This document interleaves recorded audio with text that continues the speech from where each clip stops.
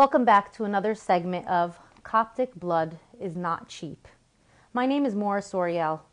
We know many of you have been following the news since the New Year's bombing in Alexandria that killed at least 21 and injured over 100 Coptic Christians in Egypt. We're all outraged over this crime, which has gained national and international attention since the beginning of this new year. Unfortunately, this is not the first act of violence against Coptic Christians in Egypt. Discrimination against Christians in Egypt has existed for centuries. However, more recently, the crimes are more blatant and undeniable. Today, we're privileged to have with us Mr. Mark Wasif. Thank you for being with us today. Mark is an advocate for the protection and rights of Coptic Christians, as well as an attorney and a Coptic Christian himself. So we're very privileged that you could join us today, Mark. I'm very happy to be here, and thank you for having me on here. Mark, despite the fact that sectarian violence between the Christians and the Muslims in Egypt continues to escalate. We saw that in the Nag Hammadi clip we just saw. Clearly, we know about it in the Alexandria bombing that just happened at the beginning of the year. It's interesting that the Egyptian government insists that these are individual acts of violence. They are unrelated to religious tensions and unrelated to one another. In fact, Egypt states that it's other issues that are motivating these hate crimes. They say things like disputes over the land or personal grudges, maybe crimes for profit. In the El Ahram newspaper, a state-owned paper, Ahmed Fathi Surur, the parliament speaker, says, "The crime of Nag Hammadi is just an individual crime with no religious motives." How do you think the approach of treating all crises as a security problem is affecting the people of Egypt? Actually, more, I think in order for us to understand how it affects the Coptic people and how it affects its citizens overall, we need to understand why the government would take this step to begin with. Right. And it makes a difference in terms of how a government is presenting itself internationally and to its own citizens with the way it defines a particular crime of this nature. For example, if the government decides to take the stance that this was a matter of murder or a matter of theft or a matter of something having to do with a land dispute and so on and so forth, then it becomes a crime of an individual versus an individual. You use your own local laws. For example, if there's an incident in New Jersey, for example, and it's between two New Jersey citizens, it's going to stay in New Jersey courts. Mm-hmm. But if it's a dispute between somebody in New Jersey and California, it can end up in a federal court for a number of different reasons. So that would be one reason. The second thing is, if the government decides to take the step and define it as some sort of religious persecution or a target against a particular religious group, that starts bringing it into both international realms in terms of law in general, and then it becomes a widespread problem countrywide, as opposed to a local incident. As opposed to saying this is a problem in Nag Hammadi, it's now a problem within the entire country of Egypt, or it becomes a problem within religions globally, and so on. So, Mark, are you saying that there may be some thought behind how the government is choosing to define this in terms Absolutely. of how, by defining it a certain way, they're going to address it according to how they define it? Absolutely. Because if there is a systematic, and it's supported by government, a systematic approach against Coptic Orthodox Christians, it then brings Egypt into violations in terms of international law, and brings them into a violation of the International Covenant of Civil and Political Rights, for example. It brings them into certain commitments that they have through the UN's Declaration of Human Rights, and as a UN member to begin with. And it also brings it into a violation of certain customary laws that exist globally when it comes into religious persecution. Because now you're now starting to touch on areas of genocide, although I'm not calling it genocide. You're touching on areas of terrorism, although we don't know in particular if it is terrorism. And one thing, if you look at it face value, if it is an individual versus an individual, then why do these incidents keep occurring at churches? Mm-hmm. You know, if it was a matter of person versus person crime, then why isn't it just happening at a random street? Why isn't it happening in a mosque? Why isn't it happening at a government building, and so on? Right. It's not a matter of national security per se, because it's not involving government buildings, it's strictly and in particularly involving churches, and it's happening at churches. Whether we're looking at Nag Hammadi or we're looking at the bombings that happened on New Year's. Right. So in order for Egypt to avoid, and the government to avoid, being in violation of some of its responsibilities or being scrutinized by the international community, it's now pulling it back into being a state security problem and more or less telling the rest of the world, look, we have some internal violence, internal matters here. It's none of your business. We'll take care of it. And taking it from there. It's interesting. I don't know how many of you out there heard or read about, or Mark, if you've heard or read about Pope Benedict, who in his, I believe one of his addresses recently, actually you could probably speak to that, made a very bold statement about how he was going to stand up against what is happening in Egypt and religious persecutions against minorities in general. And my understanding from one of the articles that I read was that they took real offense in the Egyptian government and said, this is our internal state affairs and nobody has any right to meddle in it. So it's interesting to see how Pope Benedict's words of support and really defense for all Christians was taken as an insult by the government. What do you think of that? Well, and it wasn't just Pope Benedict, by the way. President Sarkozy also in France on January 7th, actually on our Christmas, actually put out a statement saying that the government needs to do more to protect its Coptic citizens, and he's expecting, and I'm paraphrasing here, he's expecting that the Egyptian government is going to conduct a thorough investigation over what happened on New Year's. So it is catching the international community's attention. The fact that it's taking offense to it, generally that's a reaction of a government to begin with, of any government. If it happened in any African nation or European nation, it would be a matter of, don't meddle into our affairs, we know what we're doing, and so on and so forth, stay back. It's foolish in the sense that they're depriving themselves of having international involvement to eradicate a problem that's eventually going to become an Egyptian problem. Currently, right now, it's a Coptic problem, and it's a Coptic Orthodox problem. In particular. And a lot of it, what the sources could be just utter hatred, anger, ignorance on behalf of the other side. It could be support from the government itself. And at the end of the day, the fingers can end up being pointed back at them. At the government. Right. If they were to take an approach acknowledging that this is offending a particular population within their borders, and again, letting the world know that they have it under control, then you wouldn't have these outcries coming from other world leaders. You wouldn't have these outcries from Pope Benedict, and they wouldn't need to be offended at that on that matter if they can display that they are actually taking the steps to protect their citizens, whether they're being Coptic or Muslim citizens. Right, exactly. In fact, that was one of the things a lot of us out there, are wondering: is this really an issue between Christians and Muslims, or is this an issue between the government of Egypt and its people? Or is that an excuse to say, that it is just, is that an excuse for the government to continue to hide behind what really is religious tension? And I don't know, it seems like we can't even get to the answer of that question, just because, again, there is, like you're saying, a lot of restrictions of the government to dialogue or to be open to dialogue. Any thoughts about that sort of dichotomy of Christian Muslim or government versus the people? Absolutely, and this actually brings us back to, the previous question in terms of how does it affect the Egyptian people and the country's people all in all. Without this dialogue, the people that are losing are the Egyptian people at the end of the day, because and in a couple of different ways. If it's being coined as a religious tension and simply a religious tension, then it's not making the country's Muslims look good. Because then it's looking like they're after Coptic blood and they're thirsty for Coptic blood, and that's the end of it, and the government can't control it. So it also makes the government look bad. If there's no dialogue and it's now painted as a security problem, then the government is unable to control or to take care of or implement its own criminal system against particular actors. And I'm not saying it's a systematic conflict between Muslims only and Christians and so on. I will tell you, though, from a legal perspective, it is a failure on behalf of the government to protect its citizens and to protect citizens that happen to be all Coptic, as a matter of fact. Right. And when you look at all the different incidences that have happened, not just in the past year, but in the past decade, these things are happening against Copts, and in particular against Copts.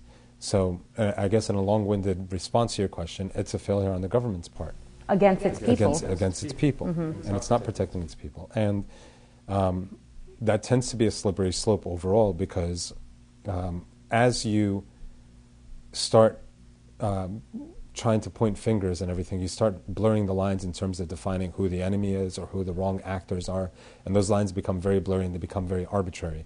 And suddenly you have people just mysteriously being picked off the streets and being wrongfully prosecuted and being detained and so on and so forth indefinitely, or without any sort of due process. Right. So this really is an issue of the country and its people. And though we're saying it's clearly now targeting Coptic Christians and has been, the insurrection that's going to come out is going to be of a people who no longer can live, even in the areas they have been able to live civilly together. Exactly. That even will no longer be possible, and it really will become an issue of the entire country.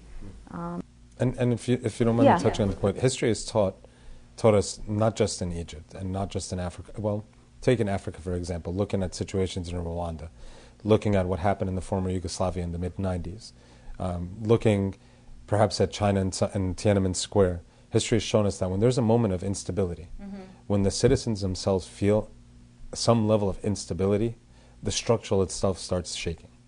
And as a result of that, it tends to breed a lot of violence.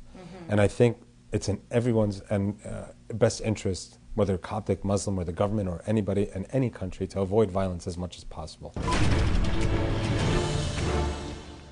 You know, these protests that are happening in Egypt, these continued demonstrations that are happening here now in North America and in other countries, you know, the question is there a double-edged sword in whether, you know, we can maybe address it in both lights, both within Egypt and outside of Egypt. What are the pros and cons of raising our voices and demonstrating? And I ask that with sort of the underlying question of, are we hurting? Are we causing a backlash to our brothers and sisters in Egypt when we really make our voices heard here outside of it? Unfortunately, I'm going to have to give you a very lawyer answer and say it depends. Okay, that's fair. The main thing, it really depends on, it depends primarily on how we conduct ourselves as Orthodox Christians. My teaching, at least my personal belief, is that in anything we do, the more Christ we show in ourselves, the more that light shines for itself and speaks for itself and does its own thing. I'm also not saying we don't do anything. You know, I'm not against the protests personally. I do think, again, history has shown that protesting accomplishes quite a bit, but protest comes in a number of different forms. Protest comes in the form of prayer. I think that's the first form of protest.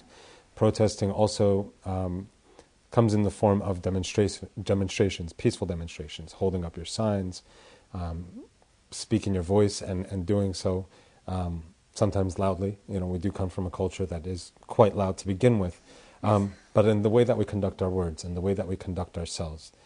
So long as we're doing that Christ-like, I think that it's hard to make the case that it would be the edge of a sword that would be hurtful towards us or hurtful towards anybody back in the homeland, in Egypt. And then protesting in terms of how we're petitioning to our governments and how we're conducting ourselves to the government, how we're presenting our case to the government. Are we unified? Do we want the same goals? What are our goals to begin with? Because usually when we're protesting, and in any form of protest, are we protesting with the same goal in mind? Right. You know, is the goal to advance the betterment of Coptics in Egypt, or is it the goal to bring Coptics to an equal level with the rest of the world? Is the goal to bring awareness to what's going on in Egypt? You know, so defining that goal also is important. And with all these different factors in mind, I don't think that it actually hurts the cause, and I don't think it hurts Coptics back in Egypt. There's also a new form of protest, and that was in particular reflected with what happened on New Year's Eve. And that's what I'm starting to look at is more of a social media protest or an electronic protest. Tell me more about that. Myself included, but quite a number of the Coptic youth have gone to their Facebook pages, to their Twitter accounts, and so on and so forth, and really have vehemently gone through the internet and through a number of different sources and published different articles and stories that are going on in Egypt, and different persecutions that are occurring in Egypt, taking YouTube videos and displaying them, illustrating, sometimes quite graphically, what's happening in Egypt. The use of media in terms of from the Vietnam War on has reflected just how effective it is as a tool. So taking Vietnam, for example, showing the casualties and what has occurred in Vietnam brought that war nearly to its end very quickly, very abruptly. The same has happened with the former Yugoslavia, and again now, in this particular incident, the fact that so much YouTube video exists of what happened within a minute of the actual occurrence on New Year's. Right. Which again is also accessible now to Coptic Christians all over the world, and that's one of the powerful pieces of that media. The protests and the rallies and the demonstrations have their place, among the, I guess, different communities, wherever you live, whatever country or state you're in. And I guess also the petitions to your local government, federal government, the president. But I hear what you're saying. The social media sort of takes it to another level, because now we're connected worldwide and there really is no limit. It's connected worldwide. It's very difficult for the government, whether it being the Egyptian government or any other government, to try to censor it or stop it in any way, shape, or form. And it's also brought awareness to non-Coptics. Yes, I was going to say that. I can't tell you the dozens of times I've been contacted by non-Coptics that have been asking me just simply, what is Coptic Orthodox Christian? I had no idea this happened, or I happened to notice something happening, or, I know your family's from such and such, or, do you have any, and so on, and expressing a general concern. Coptics, non-Coptics alike, Muslim friends, and so on. People, there's actually a couple of Muslim friends that have, they've put the cross and the crescent moon side by side with each other and displayed that as a form of protest in their own right, and saying that they're against what some of their brethren are committing, and they want to stand with the Christians, and they sympathize with the Christians. And it's created not only a form of awareness, but it's also created a large amount of sympathy for the cause. I think nobody likes to see any innocent blood shed. And when it's brought into your living room, or it's brought into your Facebook homepage or your Twitter account, and you pay attention to these things, you start seeing these things, and you react to them as a result of it. What's wonderful about social media is, for all of you out there, regardless of whether you just have an email account or you do have Twitter, Facebook, or YouTube access, there's something for everyone. Some way that each of us can just tap in and just connect with other people, like Mark is saying, whether they're Christians or non-Christians, whether they're Egyptian or non. It's a way to just raise awareness, and we need to begin there. People need to know who we are and what we believe. And like Mark said, when we let them know who we are as Christ-like figures first, we can take them from there and share some of these other events with them and have them, ally with us and partner with us for this cause. I think that we will talk a little bit later in the program, Mark, about other ways that you had wanted to bring up about how we can ally and partner and show our support for what's happening here. I read the Sixth Amendment here for us who live in the United States. It says that in all criminal prosecutions, the accused shall enjoy the right to a speedy and public trial by an impartial jury. And I reflect on the fact that in the Nag Hammadi massacre, which is now over a year past, there has been no one prosecuted, and quite frankly, we don't really know if anything is going to be done. Where do we begin to deal with that, the frustration about that case alone? It's by far a very frustrating situation, because this goes back to everything we've been saying now, where Coptics don't feel like they're getting the same protection and equal protection under law. Although we don't ever wish it on any mosques or any of our Muslim brethren, if the situation were reversed, it's very difficult for anyone, as a Coptic or non-Coptic alike, that would look at the situation pragmatically and say the situation would be the same. If it was a Coptic that opened fire on a mosque, on a given Friday in a mosque on a Friday, I'm pretty sure that we'd be at least halfway through the trial, if not at a death sentence at this point, and maybe an appeal if we're lucky. But that's all, of course, speculation, and speculation doesn't necessarily have room in courts or when it comes to evidence and so on. So what do we do? What do we do with the fact that we're all sitting waiting for this innocent blood that's been shed, that it's not cheap, as our program continues to remind us that Coptic blood is not cheap? Do we just continue to stand back and just wait and hope? Oh, well, I would say that we definitely need to maintain hope. When it comes to all these situations, and when it comes to any kind of movement, again, historically, I'd say the main ingredient, first and foremost, would be faith in our Lord Jesus Christ, and then following that, patience. We need a lot of patience when it comes to this. The civil rights movement didn't happen in a matter of a year or 2 years or 5 years, but this happened from a series of situations, a series of killings, dogs being sought out and being thrown at African Americans in this nation, African Americans being hosed down at demonstration after demonstration, and it was incredibly violent, actually. People saw what happened. Martin Luther King had quite a number of dreams. It wasn't just one dream, but it was that one statement that really had an impact and really what sealed the deal. So we need a lot of patience, and we need that perspective when it comes to a lot of things. At the same time, we need to keep trying. So those petitions, going out there and making our voices heard pragmatically and peacefully, demonstrating that we are aware of what's going on, and again, maintaining the avenues open for dialogue, and demanding that these perpetrators be brought to justice, and really giving the government assurance that by bringing these perpetrators to justice, we've now created an even-leveled playing field for both Coptics and non-Coptics in Egypt, and that all Egyptians feel protected under the protection of law. Right. It's interesting how the laws in Egypt and the trial procedures are defined. I was looking at the 2009 Human Rights Report on Egypt, and under the trial procedures, it said that the defendants are supposed to enjoy a presumption of innocence until proven guilty.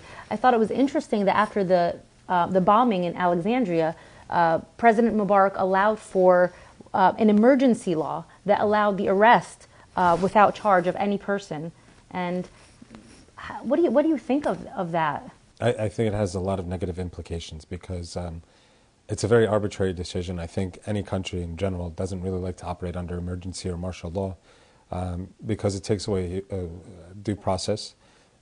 During the Civil War, President Lincoln decided to do away with habeas corpus, also out of the interest of national security. What's habeas corpus? For It's those presenting the body, not legally. presenting the person under due process, and presenting the person and presenting the charges against them. And you have a similar situation right now in Egypt. Okay. Lincoln had his reasons for it, and I think in Egypt, though, it has a lot of negative implications for two reasons. One, because of the arbitrary exercise of it. At any given moment, the government of Egypt can just look at somebody and say, we don't like how you look, you're arrested, you're detained, we're going to keep you there indefinitely. The second thing is that in order for the government of Egypt itself to legitimize itself to its citizens and to the global community to show that it's handling the situation, that it's bringing the perpetrators of the New Year's Eve bombing of the Saints Church to justice, in order to show that it's bringing perpetrators of Nag Hammadi to justice and other incidents to justice, it needs to maintain some form and some level of transparency. All right? Show that the person is getting a fair trial. Show that the government is acting fairly against whether it be a Coptic or non-Coptic perpetrator. Show that it's presenting the charges fairly, that it's prosecuting the person under the eye of the law, that it's doing it properly. One of the setbacks, and just as a side note, one of the setbacks, I think, to Coptics in general is how the Egyptian legal system works. And the fact that constitutionally, if anything's against or in contradiction with Sharia law, right, it doesn't stand. Right. So the fact that that Sharia law in general can fluctuate, right, based on what some clerical teachings may be or some interpretations may be, right, brings the entire situation, how the government operates, under a fluid sort of perspective as well. Right. So one day something could be illegal, something could be haram, for example, and the next day it's not, or vice versa. And you get a situation like that. So the fact that they're willing to arbitrarily arrest people without bringing charges again. Emergency law. Today's emergency law. We have an issue, and we're exercising a emergency law. So instead of innocent until proven guilty, that doesn't apply today. So like you said, it's like a level of there's less transparency, but also less predictability. So I almost feel like it incites fear in anyone. Absolutely, and it'll delegitimize the government in the long run. There's a question that many of you out there might be wondering, and I know I myself have been wondering. Mark, what do you believe? Why do you believe that the international community and the media has had such a strong reaction to this Alexandria bombing as it compares to the Christmas massacre that occurred last year in Nag Hammadi? What do you think that's about? It's a very interesting question, and I think there are a number of good answers for it. And I think it also brings us back to some of the earliest points that we spoke about in terms of how the government of Egypt defines certain situations. Because we got to remember, it wasn't just the reaction wasn't just by the international media or the international community, but it was also a different reaction by the Egyptian government as well. Sure, that's true. So overall, it generated a different reaction for a number of reasons. Sorry, can you review just quickly what the reaction of the Egyptian government was and how that differed first, just for for the sake of to begin with Nag Hammadi, it was brought into this is an individual versus individual crime. It's not a religious situation. This is a retaliation for something else. This is an internal conflict purely, and that's it. But then Mubarak, and to paraphrase him, had said that this was this involved foreign hands, and it made it into an international situation. If this is something that involves Al-Qaeda, then the international community is going to pay attention immediately. It's a well-known name of a terrorist organization that has caused a lot of damage in a short amount of time. That was the foreign hands quote by him was for this most recent bombing in Alexandria. Correct. Whereas the previous one in Nag Hammadi, he said, was more of a retaliatory act against some other personal or internal matters. Exactly. Okay. But again, and as I stated earlier, that's going to draw different attention. It's going to draw different attention, but if it was an individual versus an individual, then why outside of a church as people are leaving from Christmas Mass, from Christmas liturgy? But with that aside, the other reason, and I think one of the bigger reasons, is what we saw earlier on in the YouTube videos. We do see different situations of carnage and so on after different terrorist bombings and different situations like what happened on New Year's Eve. But what you don't tend to see is what happens the seconds before. We saw the airplanes hitting the towers, but we didn't see the people inside the towers and what happened as the plane was hitting. When it came time for the New Year's Eve bombings and with the closed-circuit TV that was going on in the church, we saw what was going on. Which is the people praying. Which was the people praying. We saw that people were gathered peacefully. They were asking for God to be with them. And interestingly enough, the hymn that was being prayed and what was being said, heaven and earth are full of your glory. And then we heard the bomb go off. We saw the shaking of the ground and the people. And the immediate reaction of the priests inside was, don't panic, do not be afraid, everything's okay. And on top of that, he was doing the cross on everyone. If you look at for the people that are watching, and if you look at the video again, towards the bottom right-hand corner of the screen, you see one of the fathers of the church. It's a little difficult to make out which one it was, immediately doing the sign of the cross on the people. And this was the gut reaction. The reaction immediately was peaceful. It was sadness, but it was a peace as well. And the international community saw this. They saw that there was no instigation here. There wasn't a retaliation over somebody dating somebody. There wasn't a retaliation over a store being robbed. There wasn't a retaliation over any of these accusations that have happened in the past. The government couldn't hide behind it. And certainly not in that time, in that frame of time that we saw on the closed caption video. Exactly. And you couldn't hide behind it anymore. There was nothing for the government or for any particular fanatic groups or anybody else to hide behind. The media couldn't cover it up. Nothing could be covered up at this point. It was simply quite a large number of innocent people standing there innocently, minding their own nonetheless. And this is what made it so grotesque. We saw it happen. Not to say that what happened in Nag Hammadi wasn't grotesque either, and it wasn't painful, and it wasn't sad. It caused sadness throughout both the Coptic community and non-Coptic community. And not just in this community. And to touch on one other point, the international media started actually paying more attention to the Egyptian situation following Nag Hammadi, but in particular last November with the Giza incident. And if you recall, that was November 24th of 2010, for those of you. Correct. And 2 people were killed in that situation in clash with the police, with the local police there, by what they claimed were rubber bullets. And probably, I think the last number was 156 have been detained. And from what we understand, the police have been going into the hospitals, taking the injured, and as soon as they're able to walk, they take them and they detain them. And they know that they were one of the people protesting based on based on the fact that they were injured in some way. And they know who did the injuring to begin with. So why there? Why has the international media been, gaining more interest since that? I personally attribute it to the media access itself, the fact that that we're able to see what's actually happening now.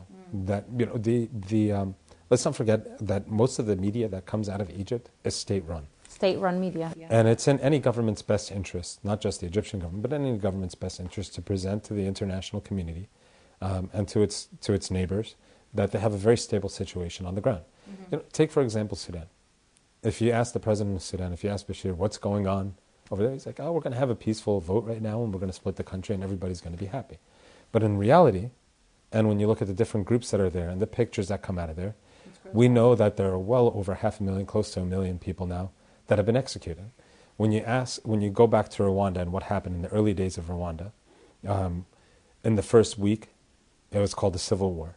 But within 6 weeks, 850,000 were slayed to death on the streets by machetes and bats and clubs and so on. If you look at the former Yugoslavia, the situation was erupting all over the place simultaneously. And there were Bosnian Serbs, Serbian Orthodox that were saying that they were being killed and the international community isn't doing anything.